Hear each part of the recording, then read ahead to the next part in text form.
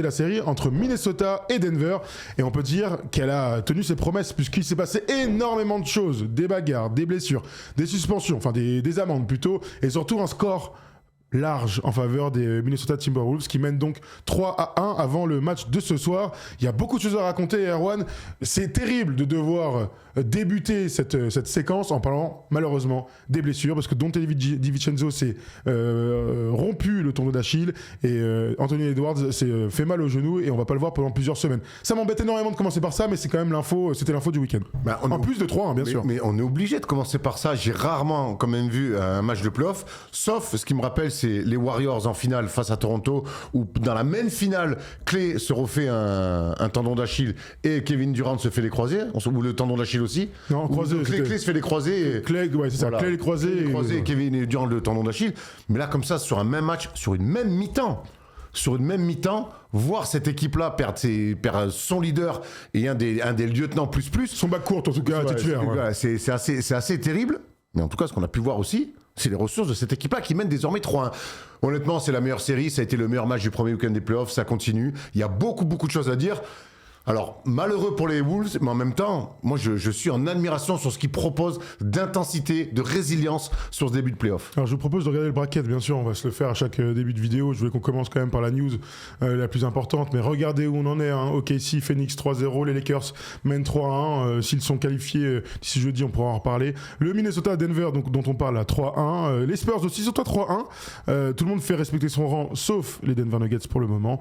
Détroit, Orlando, 2-1, 2-2. Toronto est allé prendre les 2 matchs au Canada et donc on a une bonne série. C'est pareil pour l'Atlanta New York, 2 séries ultra indécises. Bon courage pour savoir qui va passer. Oui. Tu l'as vu hier le match 4 Oui, bien sûr. Heureusement que c'est marqué sur le parquet que c'est les playoffs. J'aime la NBA, mais là j'ai pas aimé le basket proposé. À un moment donné, il y avait 54-54, on était fin du 3ème. Je me dis, attends, c'est quoi ce bordel? Les mecs. Heureusement que Donovan Mitchell s'est un peu réveillé sur la fin, on va dire ça comme ça. Et donc la série qui nous intéressera un petit peu plus tard aujourd'hui, c'est le Boston-Philadelphie avec le retour de Joel Embiid. Les Celtics mènent 3-1. Revenons donc, pendant que je vais éternuer peut-être. J'ai réussi à m'en débarrasser. Oh, incroyable ce que je viens de faire. Continuons de parler donc de cette série entre Denver et Minnesota.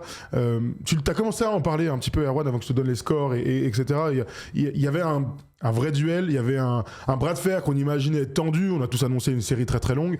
Après 4 matchs, il y a clairement une équipe qui est plus forte en fait. Exactement, il y a une équipe qui est plus forte dans le basket, qui est plus forte dans ce qu'elle propose vraiment, dans la profondeur, et qui est plus forte surtout, j'ai l'impression que c'est psychologiquement qu'ils sont en train de les tuer.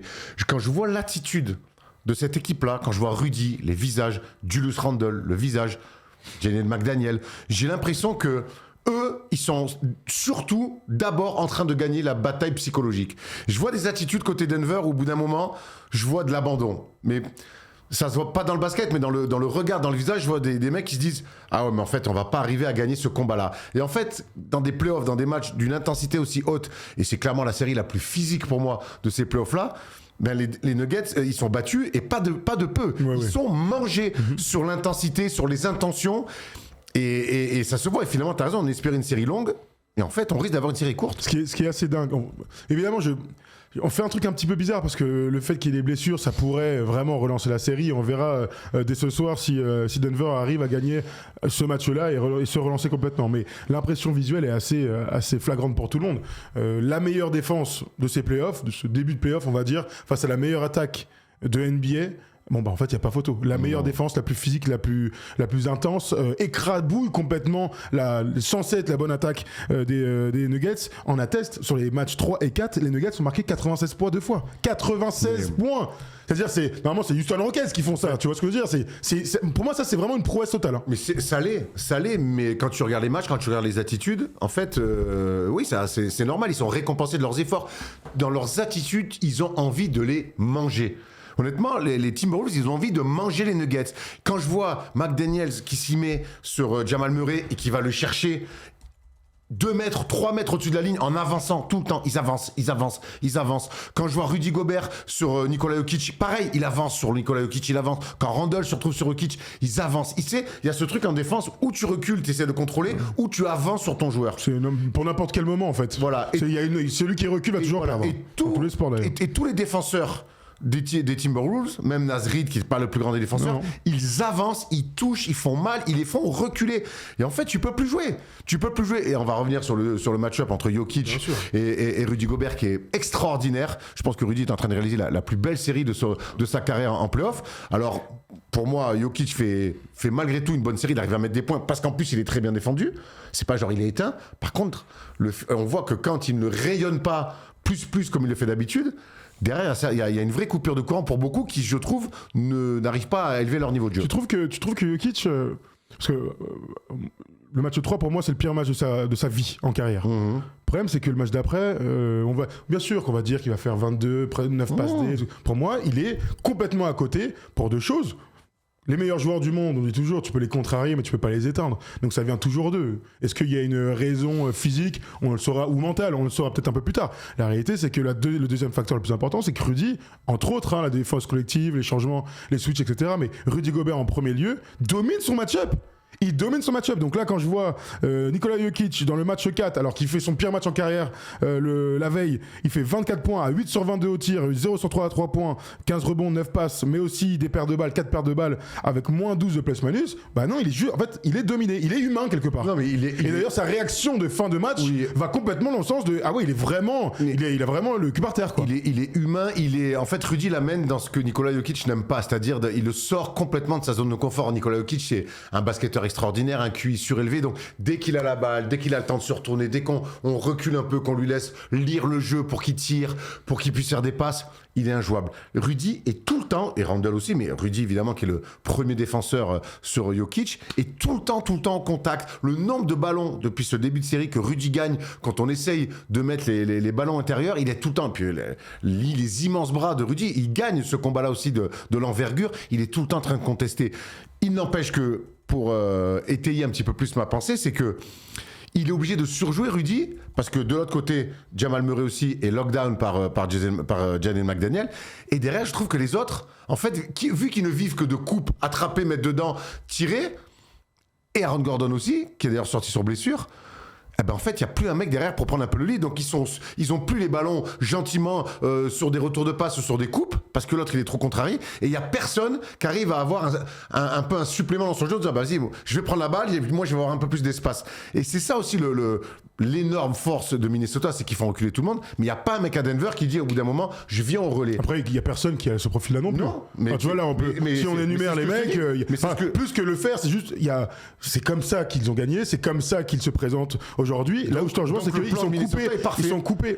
Ouais, bien sûr. Non, mais ils sont coupés parce que les deux, tu regardes leurs stats. Si tu regardes les stats bruts, tu relèves les pourcentages. Franchement, tu peux te dire, Jamal Murray fait sa série en termes de stats. Oui, c'est vrai, Jokic fait sa série. Sauf qu'une fois qu'on regarde tous les matchs ici, c'est assez clair qu'ils sont très esselés les uns des autres, et que quand les autres ont des possibilités de faire mal, ils se viandent complètement. Cam Johnson, il est non, Christian Brown, qu'on adore, c'est des mecs qu'on adore. Ils sont complètement à côté parce que globalement l'équipe est dominée. Tu vois, donc il y a personne qui a le profil pour mettre 20 points d'affilée, enfin 20 points, je sais même trop, mais en tout cas faire 10-12 bons plays d'affilée, autres que Jokic et Jamal Murray. Mais tu vois, c'est là où ils sont très forts, c'est qu'ils ont complètement coupé l'influence de Jokic et Jamal Murray. Ils n'ont pas fait le choix sur l'un ou sur l'autre. Les deux, ils les ont complètement coupés des autres. Et les autres qui sont pour le coup que dans des registres qui, quand ça marche, c'est cool, mais quand ça marche pas, ils sont dans des registres d'attraper, jouer, de coupe, de mettre cercle. Et même Aaron Gordon, qu'on adore.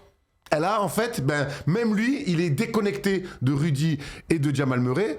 Et de Jokic, ouais. Et du coup, c'est compliqué. Oui, mais après, c'est le sens même de leur jeu.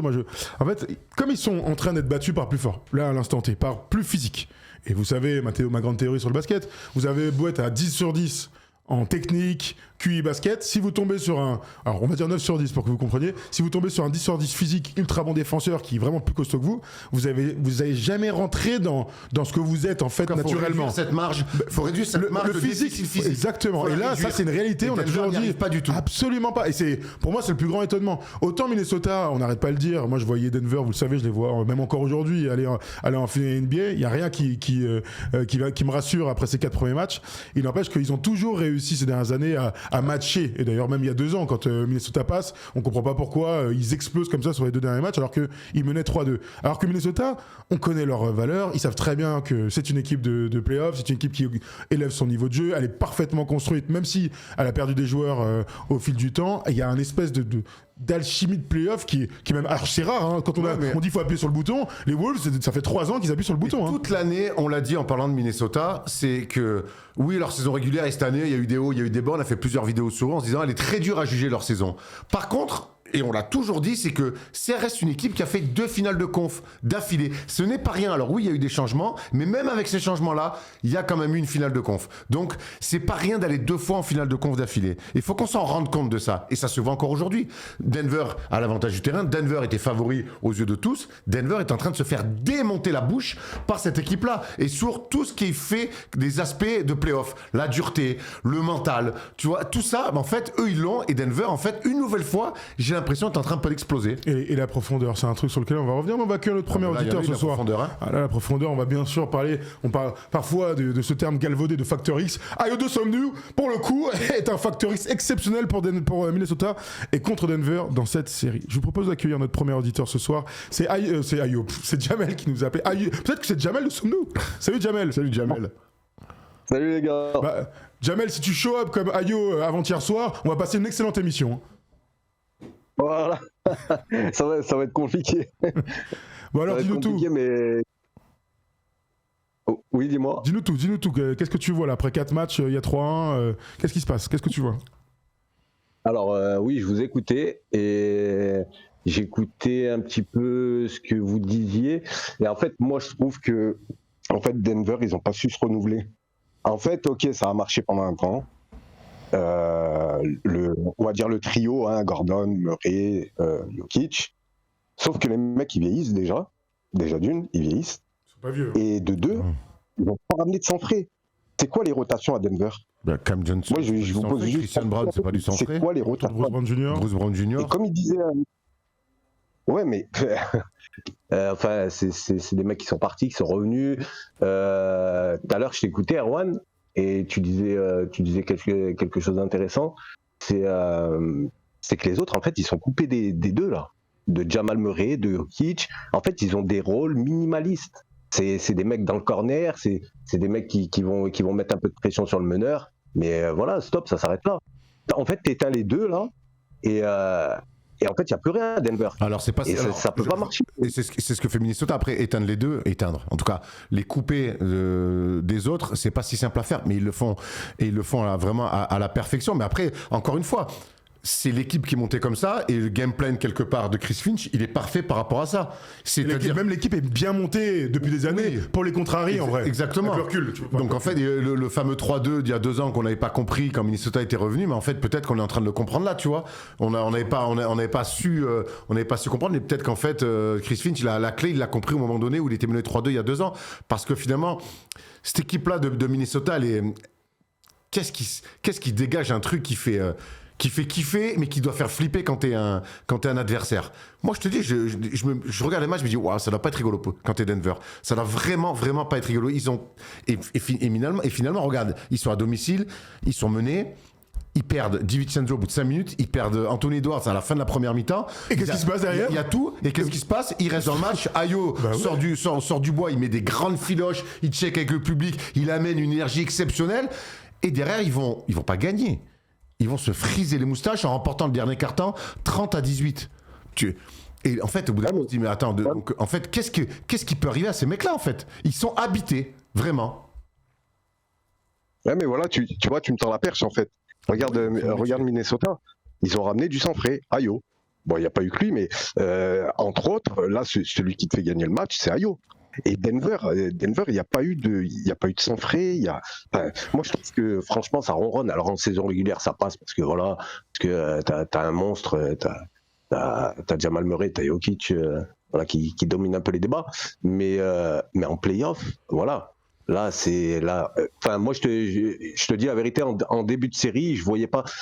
Minnesota, ils m'ont tellement déçu cette année en saison régulière que bon, je me suis dit, est-ce qu'ils vont réussir encore à appuyer sur le bouton et hausser leur niveau de jeu en play-off? Bon, ils savent le faire, c'est leur truc, voilà. Mais Mais en fait, moi, je trouve que Denver, franchement, c'est ronronnant. Là, c'est dur ce que tu dis là. Tu sais, j'aperçois un truc, c'est le début de la fin. C'est pas évident. De toute façon, je vais pas être là à défendre Denver. On voit tous les matchs, ils sont dominés. Tu vois aussi à quel point c'est important de prendre les 2 premiers matchs à domicile. Hein, quand tu les as avec le deuxième match, il les met grave dedans. Moi, évidemment, là, on a l'exemple d'Ayo parce qu'on parle du match 4, il met 43 points. Juste pour info, son record en carrière, c'était 35 jusque-là. Il met 43 record en playoff. C'est totalement fou. On peut ajouter qu'il a mis 25 au match 3 et que c'était déjà un joueur bascule sur ce début de série. Bien sûr, là, ils ont trouvé un mec aussi bon soit-il, et on l'a tous dit qu'il aurait un rôle à jouer. Mais comme Bones Island, on a dit, ces gars-là vont avoir un rôle à jouer avec un Mike Conley vieillissant qui est parti, qui est revenu, qu'on a revu sur le terrain. On peut ouvrir la parenthèse, mais tu vois ce que tu vas dire là. Je vais te laisser Mike Conley, mais c'est bien la preuve que c'est pas une question d'équipe qui ronronne, c'est juste qu'il y a une autre équipe qui semble être totalement alignée. Ils sont alignés, il y a un truc qui les habite. Alors crédit à Chris Finch, bien sûr, mais il y a un truc un peu surnaturel. Bon, de toute façon, on est en train de faire des louanges à une équipe qui a perdu 2 de ses joueurs et qui pourrait se faire éliminer d'ici la semaine prochaine. Donc c'est aussi ça le truc qui est un peu paradoxal avec la vidéo qu'on est en train de faire. On va parler de la suite parce que ça m'intéresse. Et mine de rien, on a eu un échantillon de ce sur la deuxième mi-temps. Il n'y a pas DiVincenzo, il n'y a pas Anthony Edwards. Mike Conley, depuis le début des playoffs et même depuis qu'il est revenu après avoir été coupé, a fait trader et coupé du coup. Il est au pain 5 à l'eau, Mike Conley. Et là, il rentre parce qu'il y a des blessés. Mais qu'est-ce qu'il est précieux défensivement. Il va gagner il va trapper avec McDaniel sur Jamal Murray, gagner des ballons. Défensivement, il rate pas une rotation, il joue juste, il met le ballon où il faut. Ouvert, je vais mettre une filoche, comme on l'a vu sur le match 3.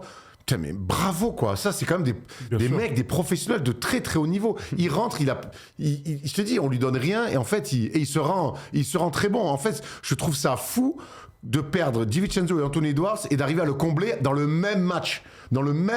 Alors on va voir maintenant le match 5 comment ça va se passer. Mais en fait Minnesota,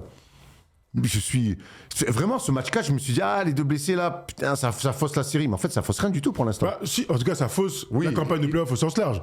Tu perds DiVincenzo. Ça, c'est sûr. Moi je me suis dit quoi qu'il arrive, tu peux. Parce que les 2 trucs on s'est dit, je vous dis la vérité. Et Jamel, tu me dis si t'es d'accord avec nous. Moi la première chose c'est je suis dégoûté pour la série, je suis dégoûté, encore un blessé, il y a tellement de blessés.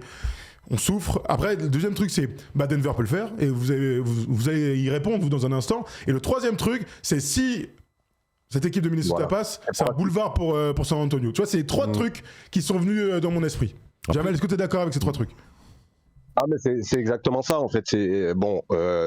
En fait, t'as tout dit. C'est que on sait que Denver ils peuvent le faire. On sait qu'ils peuvent aller chercher les derniers matchs qui restent et conclure cette série. Comme Minnesota peut le terminer. En fait, là, ils ont 3 balles de match. Il leur en faut qu'une.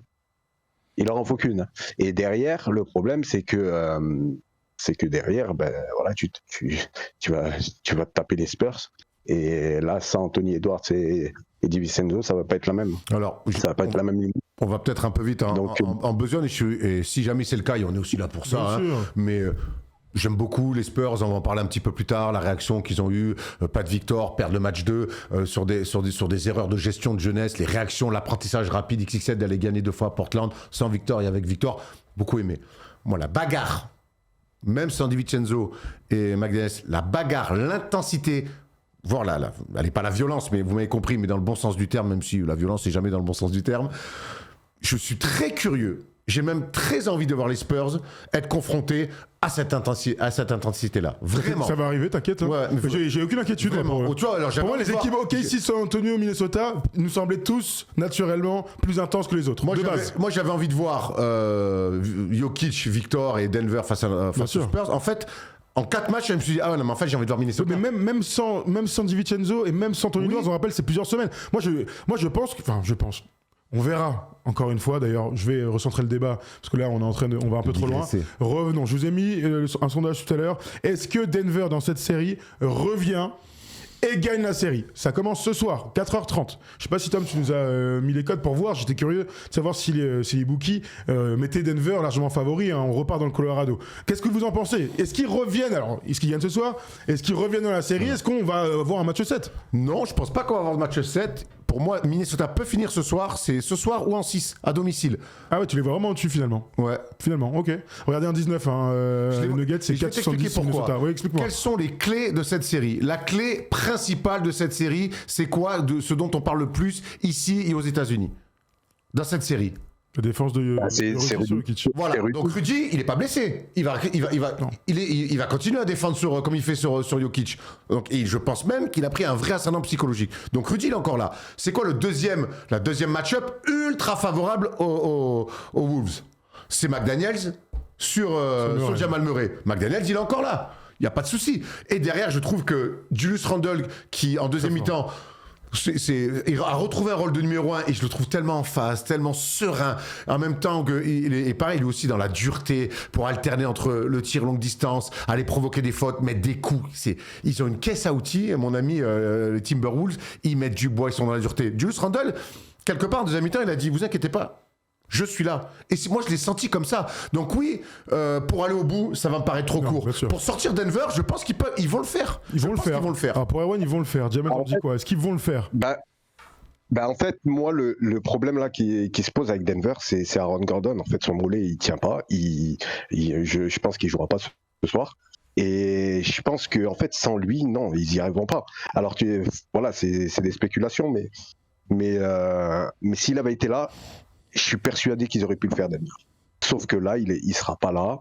Et même s'il revient sur un match 6-7, on voit bien, il joue des bouts de match, il sort, il rentre. Voilà, il est pas là, quoi. Son mollet, il tient pas. Oui, s'il est dans un compromis permanent. Aaron Gordon n'a pas joué au match 3, il a joué au match 4. Il a serré les dents, il a joué. Voilà, et je pense que franchement, sur les derniers matchs qui restent, je sais pas s'ils terminent ce soir, je pense pas. Je pense que voilà, Denver c'est quand même une équipe championne et ils ont un minimum de fierté, d'honneur et de talent, faut pas l'oublier. Je pense que Denver le prend ce soir et que Minnesota termine au match 6. J'ai une question à vous poser. Je veux aussi la réponse, les gars, dans le chat. C'est est-ce qu'il y a un truc dont on n'a pas du tout parlé, c'est l'aspect donc un peu psychologique des Nuggets. Est-ce qu'on est là à se dire oui, ils ont de l'orgueil et tout, mais en fait, est-ce que ce soir on peut aussi s'imaginer que c'est trop dur pour eux, quoi, que le combat imposé, ce qu'ils subissent depuis 4 matchs, donc 3 surtout parce qu'ils ont perdu 3 fois d'affilée. Hein. C'est pas rien en playoff de perdre 3 fois d'affilée. Alors, ils vont attendre de dire on rentre chez nous là, allez à l'orgueil les gars. Pour moi, il se fait casser le cul.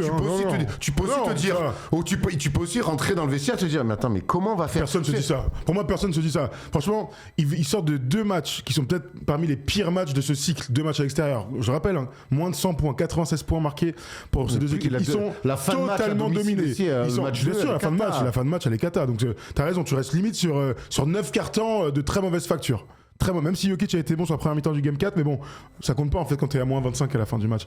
Il n'empêche que t'es obligé d'avoir confiance en toi et d'aller chercher la confiance. On sait à quel point dans une série, l'aspect mental et donc la confiance que t'as en tes coéquipiers, en toi-même est hyper importante. Une victoire à domicile, une belle victoire à domicile, je sais pas s'ils sont capables de le faire, mais une victoire à domicile va forcément complètement relancer. Parce que on parle de la profondeur, on parle de tout ça. Mais quand tu perds tes 2 mecs du backcourt, tes 2 mecs, donc en fait ta profondeur, elle se réduit d'un coup. Et en plus de ça, t'as un mec qui a fait le match de sa vie. Alors, soit vous me dites que Ayodo Somnou, c'est ce gars-là, donc un mec qui sort un match à 43 points, à 13 sur 17 au tir.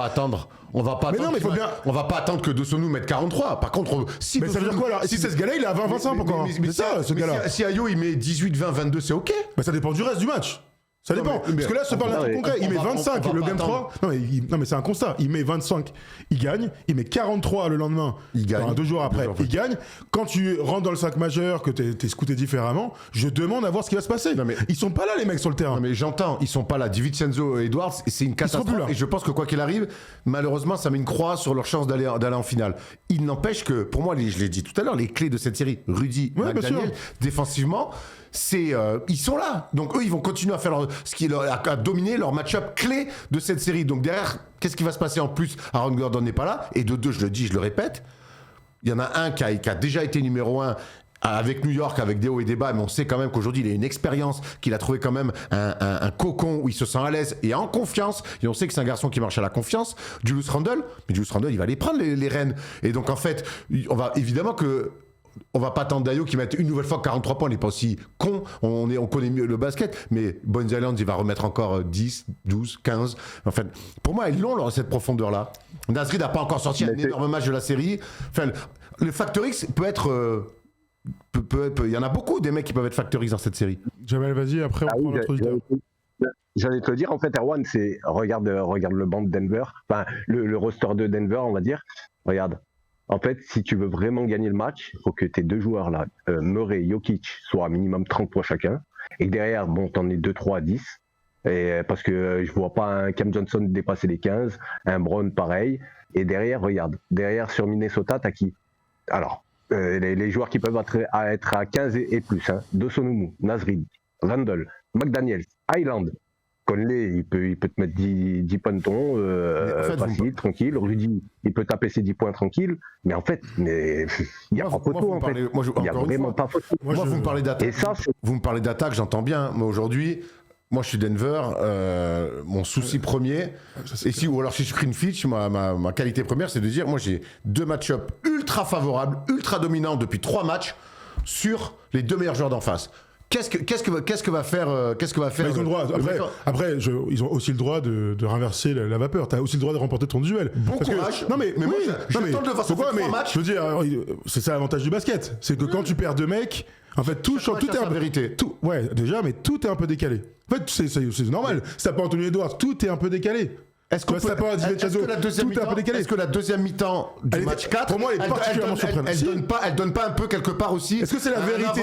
Est-ce que c'est pas voilà. Est-ce que c'est une tendance? Est-ce que c'est une tendance la fin là? C'est-à-dire il y a pas les 2 mecs et ils sont survolés les débats. Franchement la deuxième mi-temps c'est ils ont détruit quoi. C'est-à-dire c'est un boucher, il est là, il coupe de la viande, ils les ont détruits. Est-ce que ça c'est une tendance ou est-ce que parce que moi j'oublie jamais que lorsqu'il y a un blessé, alors encore plus quand il y en a 2, vous savez que dans les matchs vous avez 2 manières de réagir. Soit mentalement, un peu naturellement, tu lâches complètement et tu te fais poutrer. Soit il y a un truc qui se recrée comme ça. Et là c'est exactement ce qu'on a vu. D'où le fait que je parlais d'alchimie tout à l'heure. Mais l'alchimie, en fait c'est un équilibre qui est ultra fragile. Là, tu vas à l'extérieur. Franchement, évidemment, si vous avez 1 euro à mettre, mettez Minnesota passe. Hein. Ils ont 3 matchs pour terminer la série. Mais un match peut complètement relancer la série avec une équipe qui est censée être vraiment moins forte maintenant. Parce que Minnesota est censée être vraiment moins forte. Moi, j'ai envie de croire que cette deuxième mi-temps-là... Alors oui, il y a un mec qui met 43, c'est un peu du jamais vu. Mais en fait, déjà, il met 43, il met beaucoup de layups parce que Minnesota, quelque part aussi, par leur défense, va tellement s'amener des paniers faciles. Le nombre de layups qu'il y a en 1 contre 0, parce qu'ils défendent. Voilà, merci. Donc, c'est terrible. Et moi, ça fait quand même 3 matchs, 3 matchs en playoff sur lesquels tu n'arrives pas à t'adapter. Je veux David bien. Adelman, en tout cas, peut-être qu'il. Allô je veux bien, mais Pépère Adelman. Pépère Adelman, pour l'instant, il n'y arrive pas. Et Nikola Jokic, par son talent, et Murray, par son talent, n'y arrive pas non plus. Donc en fait, moi, cette deuxième mi-temps, c'est pas juste un mec qui a sorti le match de sa vie, ça fait une bascule. Oui, c'est Est-ce que c'est une tendance ou pas? C'est ça la question. Mais moi, en fait, réponse ce soir. Moi, je pense que c'est une tendance. Oui, mais t'as le droit.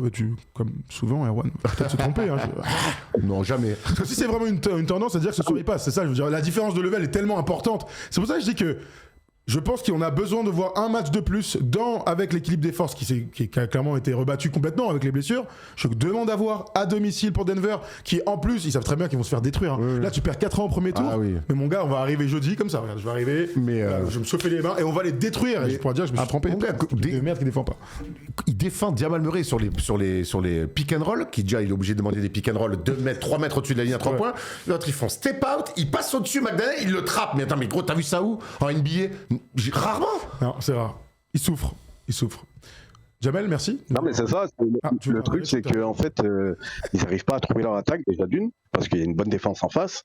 Mais le problème, c'est que derrière, en défense, ils sont catastrophiques, Denver. C'est que, bon, on sait que bon, c'est pas leur qualité première. Mais là, c'est, en fait, tu le payes cash, quoi. Tu n'arrives pas à mettre de panier et derrière, t'en prends. Donc, mathématiquement, c'est simple. Tu le perds le match, quoi. Eh oui. Merci Jamel de nous avoir appelé. Merci Jamel. Alors, avant de partir, parce que tu vas prendre un autre auditeur, donne-moi ton prono pour la série, s'il te plaît. Ouais, je veux dire, allez. J'aimerais bien qu'il y ait un match 7 en fait, mais non, j'y crois pas. Non, je veux un prono, je veux juste un prono. Donne-moi un prono. Allez, 5-2. Pardon 5-2. 4-2 pour Minnesota. Non, 4-2 pour Minnesota, excuse-moi. Il a perdu tous ses moyens, quoi. Et dedans du fond. C'était pas du tout une question piège, c'était juste ton prono. Merci Jamel. Alors, deux choses, on va accueillir Nathan. Merci Jamel. Salut, Jamel. Je veux un match 7, mais. Ben voilà, dis-moi un match Mais 7, je pense- pas de soucis. Allez, Mais je pense- faut y aller je maintenant. pense qu'on l'aura. Poto, Merci, faut y aller Jamel. maintenant. Bisous. Merci Jamel. Est-ce qu'on peut avoir tout de suite Nathan, je veux qu'il réponde à la même question. Et dans le même temps, je vous donne, il y a un viewer de Los Angeles là qui vient nous envoyer un message. Les 4 mecs qu'ils ont pris pour remplacer Michael Porter Jr. ne font pas ce que Michael Porter Jr. apportait. Voilà, c'est une analyse d'un jeune basketteur, je crois, de Los Angeles. L'année du titre. Voilà. Donc on peut prendre Nathan, c'est Nico Batum, c'est tout. Un mec de Los Angeles, jeune basketteur, enfin Erwan. Oui, non, mais j'étais pas. T'es encore moins connecté dès que les coéquipiers de Nikola Jokic, c'est Jamal Murray. Très premier degré. Qui nous appelle, Nico, là, il est en vacances. Terrible. Nathan est avec nous. Salut Nathan. Salut les gars. Ça Salut, va Nathan. Nathan, Et vous? tout va bien, tout va bien. On est dans le vif du sujet là. Dis-nous comment tu vois la suite de la série ce soir, match 5, et si Denver peut le faire. Ou va le faire plutôt. Bah, c'est intéressant. C'est intéressant parce qu'en fait, le point que j'avais en tête, que Nicolas Batum a partagé, c'est exactement ce que je partageais à Tom juste avant d'arriver. C'est qu'en fait, les trades qu'ils ont fait, j'étais à moitié d'accord avec Jamel là-dessus, c'est que pour moi, ils ont apporté du sang neuf. Et ce que ces trades devaient apporter, les Hardaway, les Cam Johnson, le retour de Bruce Brown, ça devait apporter plus de fiabilité en défense et plus de menaces à l'extérieur fiables, on va dire, en attaque. Le problème, c'est qu'ils sont complètement surchargés d'un point de vue athlétique en défense. Ils sont pas capables d'apporter ce que Michael Porter Jr. n'apportait pas. Mais de l'autre côté, là, Denver, ça se voit sur certains matchs. Il leur manque ce facteur X, ce gars qui, peut-être sur un seul match sur la série, va être capable de mettre 20, 25, 30 points en mettant des tirs super compliqués sur des défenses bien en place. Et ça, c'est pour moi le premier levier qui fait qu'ils n'ont pas réussi à prendre un match en plus depuis le début de la série. Le second levier pour moi, c'est la partie coaching. Je suis très déçu de David Adelman parce que l'année dernière, moi, j'avais été assez impressionné de ce qu'il avait pu mettre en place. Là, je trouve que dans ses rotations, je le comprends pas forcément. Dans ses systèmes, quand tu vois en sortie de temps mort ou ce genre de choses, c'est pas vraiment efficace. Et surtout dans l'attitude, moi, je considère que là, comme disait Erwan, ils ont perdu la bataille du mental.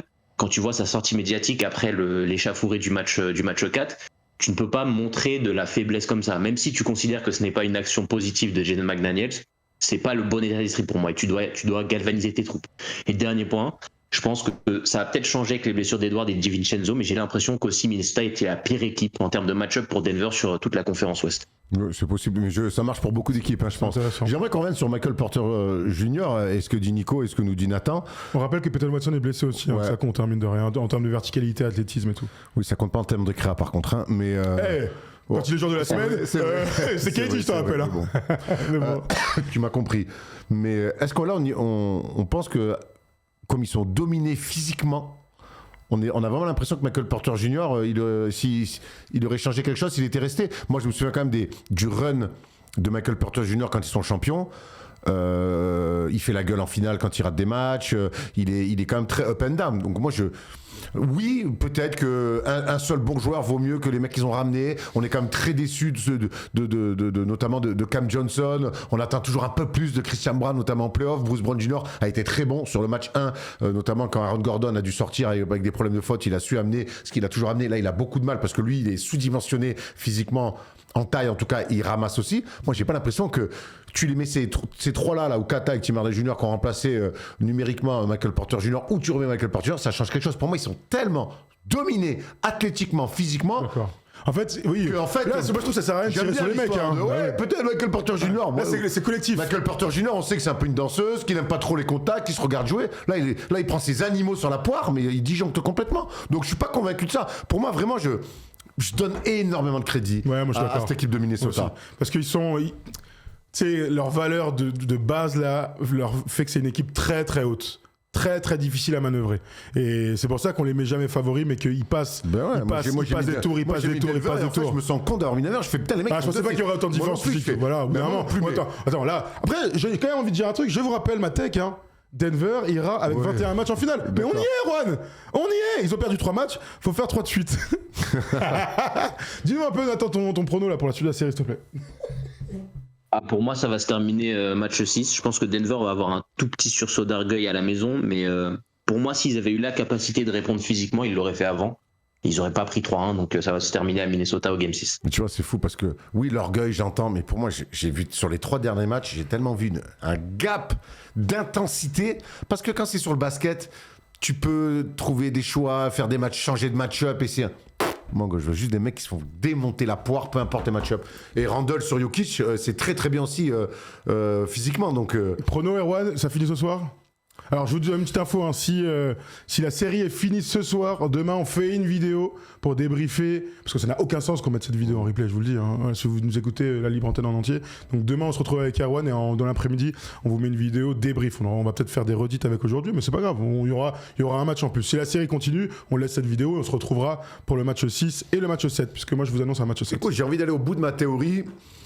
Que Minnesota a tellement un avantage psychologique et physique qui passe ce soir. C'est l'avantage d'une série, c'est que ça change de momentum à tout moment. Ça change de salle en tout cas là. Nathan, ouais. 4-2 pour toi, Nathan, Minnesota, 4-2 pour Erwan, tu m'as dit 4-2 non, 4-1, ça passe ce soir, ok.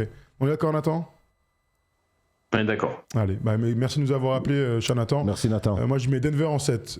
Je mets Denver en 7. Mais, oui, vous n'avez pas la vision. Envoyez-moi un message demain matin. Pour l'instant, elle est dure à voir. Hein. C'est la différence entre la foi et le reste, quand vous y croyez. Très bien. Disons que... T'as la foi, toi. T'aimes pas ça en plus. Bon, si, j'adore le foie de veau. Ah non, la foi, ça va. Le foie, j'aime pas trop. Voilà, c'est ce que je te dis.